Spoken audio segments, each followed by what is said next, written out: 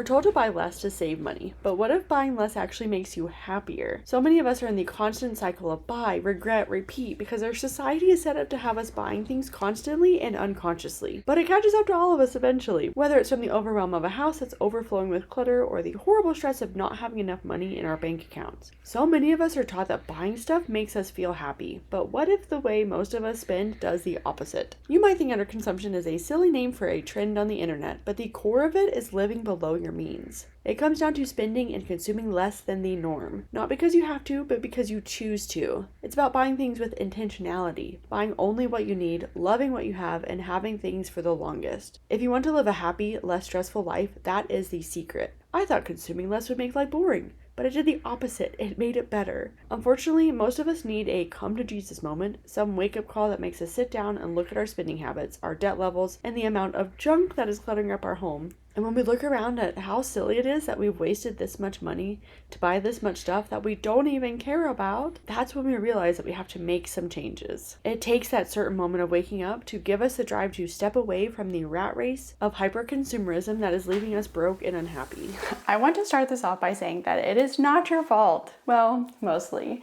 I speak no lie when I say that there are overwhelming pressures in our culture to be buying constantly, and it is coming from all different angles. A lot of people out there really do want your money, and it takes a certain level of critical thinking and awareness to be able to put yourself outside of the norm of society to be able to see what's actually happening. But once you practice this way of living for a little bit, you start to realize that the model that most of society is following is completely faulty. It doesn't work for most of us. There are so many of us that are just copying what we see other people doing, despite the fact that we don't know how much money they're making. We don't know the financial support that they are getting from other sources. We also don't know how much debt that they are actually in, but we see them having it, so we think that we should have it too. And no wonder there is so much consumer debt. I will walk down the street sometimes and just be looking at all of these houses, and I know that they are just crammed full of stuff. Some of it is necessary, yes, but a lot of it is not. And the weird thing happens when we justify that everything that we are constantly buying is necessary. We need the new curtains, we need the new rug, we need the new clothes to be able to express ourselves and to be individual personalities, when really it just ends up being a waste of money. We don't realize that what we're actually seeking is the constant hit of happiness that we find from hitting the buy now button. It unfortunately has become the norm to constantly be having packages come to your front door. Amazon culture is now pervasive. You see an Amazon truck on the street every single day. Most of us don't stop buying. We are constantly browsing. And I will say it's hard to realize. Marketing and advertising, and especially with social media these days, there is constant messaging of you need to buy this to be better. You need this to be hotter and smarter and more successful. And for only $29.99, you can have all of your life problems fixed. And advertising, especially with social media, it has gotten so sneaky and subtle that it is incredibly hard to disentangle your wants and needs versus what the marketer is telling you your wants and needs are. I, as an influencer, have been offered so many insane deals and things to sell all the time, and I turn down almost all of them because I get so grossed out with the idea that I have thousands of people that trust me, that if I tell them to buy this thing, they will do it. That scares the crap out of me. I hate the idea of somebody buying something just because I say I like it, when I know that so many people aren't going to look at, is this a good item for me in my life? Is this something that's going to make me happy? Is this something that's worth my money? They will just buy it because I'm telling them to. The never-ending treadmill of new and trendy and better is never going to stop. We think that if we just splash out and buy this new model of whatever that our friends are having, then we will be happy. But the problem is that when we buy it, we are very happy for about a week, and then that excitement wears off, and then we're in a lower position than we were before. So then you're looking for the next thing to buy. And unfortunately, there's never going to be an end of new and cute things to buy. There's always going to be a new model. There's always going to be a different trend going around. You have to remove yourself from that cycle. And let's not forget the fear of missing out. This is such a powerful motivator. We want so badly for other people to think that we are doing well. So we buy the fake nails, we spend hundreds on our hair, we buy the car we can't afford, we go on the vacations we can't afford. We can't say no to going out to eat or going for expensive nights out, even though our bank accounts are looking pretty scary. Very simply put, we are buying too much and it is making us broke and unhappy. The crazy thing is that many of us don't realize it. But the beautiful thing is that we do have the power to change it for ourselves. Whether you realize it or not, you hold the power and responsibility of where you're putting your money. money. Okay, on to the section that we are all here for. What do we get out of living an underconsumption life? One of my personal favorites is just the lack of clutter. This really ties into minimalism here, where if you're consuming less, you have less stuff. And if you have less stuff, you have less clutter. And if you have less clutter, you have more clarity. The less stuff you have, the less cleaning you're doing, the less time you're spending and wasting maintaining things and making sure that everything has homes. As a mom of 2 young children, I very much appreciate the fact that we do not have double the size of our house, double the amount of toys, double the amount of garbage that I have to pick up every single day. My family of 4, we actually live in 850 square feet, and I am so incredibly grateful that we are at the point where there's nothing else that fits. So even if I find something really cute, even if it's free, I'm at the point now where I say, we don't have space for this in our home, we can't get it. And I am happy about that. Another huge benefit to me is more money, aka financial peace. When you're not wasting so much money on junk that you don't actually want, that's not actually making you happy, you have more money to spend on the things that actually do make you incredibly happy. And not even for the more showy things that you can spend your money on, like traveling or education or whatever. It can also go towards your freedom goals, like your investment accounts and your emergency funds. You can be saving up for your children's education funds and for your retirement. For us, for example, we lived so under our means for the past 2 years, which is incredible because we were able to stock up our emergency fund, and we are actually using it right now. Like, my husband lost his job several months ago and we are fine. A little bit stressed, but not nearly as stressed out as we could be because we are able to live on this emergency fund that we've saved up for at least 6 months, which means the world right now, because otherwise we would have had to jump at the most insane, ridiculous thing because we would have been in such a bad spot. But because we do have this savings, we have the time to breathe, we have the time to look around and find a better situation and not to freak out so much about it. And along with that, we also take the time to budget every single month. Like, me and my husband will sit down and go over every single dollar that we are making and how much we're spending in every category, because this is so important for both of us to be on the same page financially. And it also just keeps us aligned and looking towards the same goals and making sure that we're on the same page. Another benefit is just, it's better well-being, better health. Like, we don't go out to drink because it's pretty expensive, and we don't go out to eat very often at all. And honestly, I would say that the mental peace that we have from living this lifestyle and the fact that we're not constantly stressed out about money every single month just actually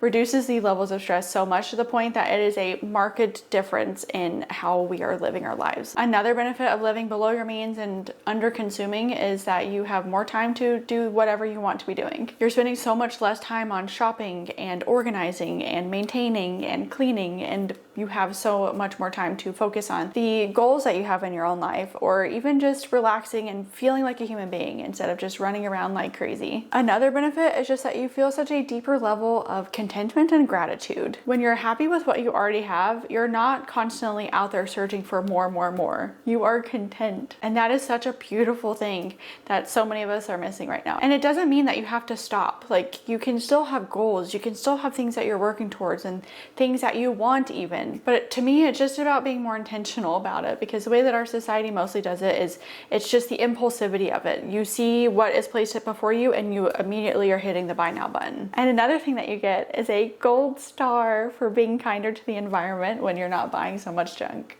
Next, let's talk about how to practice happy underconsumption. One of my favorite ways is to start with a purge. Nothing makes you regret how much junk you've already bought than going through it and seeing how much you have. Try out a 30-day no-buy challenge. So for 30 days, you're only allowed to buy the essential things, and this just really helps to reset your spending habits, and it makes you realize how impulsive you actually are. Hi, look at this.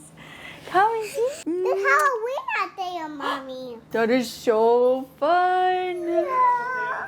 Do you want to go play on the bed? Yeah, where's my button? Okay, go with Daddy. I like to adopt the 1 in, 1 out rule. And again, this is because we live in such a small space, but we're at the point where we can't physically bring anything else in.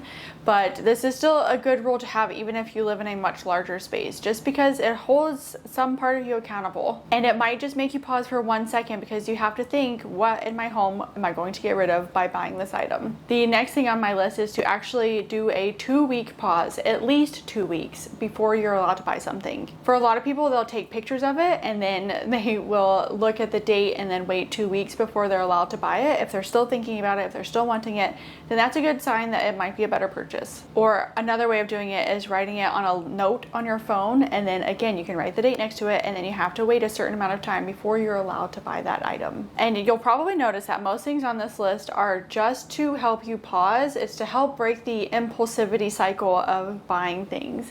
So this next one is actually a list of questions that I have that you have to ask yourself before you're allowed to buy something. Is this something I want to be wearing / using 3 years from now, or do I just want it for this moment? Would I buy this for full price? That especially goes for if you find something on sale and then you think that is going to be saving you money, when in reality you're just wasting money that you wouldn't have spent in the first place. That is the psychology of how sales work. Is this a micro trend I'm going to regret 2 weeks after buying it? Do I already have something that achieves the same exact purpose of this item? Do I really need another one? And am I really saving money if I didn't even want this item before? Another way that I practice this is the idea of investing in quality over quantity. I am a huge advocate of buying better quality things that are going to last you a much longer time, and so you're not having to replace things over time. My favorite example that I keep using is the fact that I bought a very expensive blender. Me and my family cook a lot. We use blenders a lot, and to me it wasn't worth the frustration of having the cheaper models of blenders. In fact, I did make the mistake of buying the $200 one, and after we used it for long enough, it went up in literal smoke. Like, it just couldn't hold up to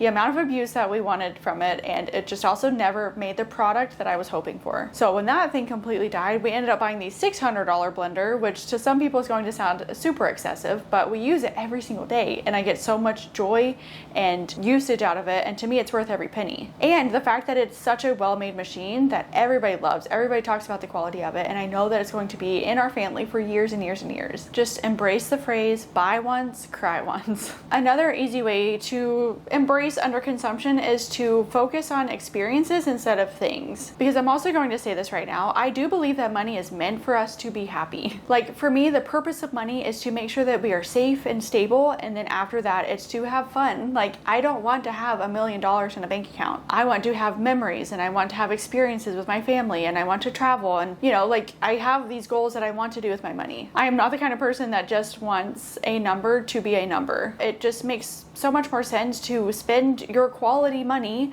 on experiences, because it makes you a cooler person. It gives you memories. And at the end of it all, when we are dying and dead and long gone, it's going to be the people that I had in my life that were most important to me, and also the stories that I leave behind. Like, I'm not going to care what my bedspread looked like. I'm not going to care if I had the nicest couch or the nicest car. Another way of looking at this is focusing on creating over consuming. Dive into the things that actually spark real joy in you. Bonus points if it's a communal hobby that you can do with other people, because we all know that human connection is one of the things that is so necessary to us. A lot of us will find ourselves boredom shopping. We don't know what else to do, so we'll go to the mall. We're super bored, so we'll maybe ask a friend and we'll go to Target to go look at their sales bins or whatever. Or a lot of times we will be scrolling on social media because we don't know what else to do.